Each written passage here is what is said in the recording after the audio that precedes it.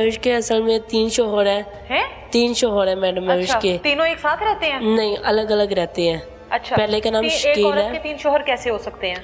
पहले का नाम शकील है। अच्छा। दूसरे का नाम वकार शाह है। अच्छा। और तीसरे का नाम जो है वो मुझे नहीं आता क्या उसका नाम अच्छा। है। ठीक है, वो भी अलग है नहीं, लेकिन 3 शोहर एक बीवी एक औरत के 3 शोहर कैसे हो सकते हैं? ये नहीं पता क्योंकि उसने मेरे आने से पहले शादियाँ की हुई थी। सबके साथ की हुई थी हाँ, शादी? सबके सबको रखा हुआ है? साथ सबको रखा हुआ है। अच्छा।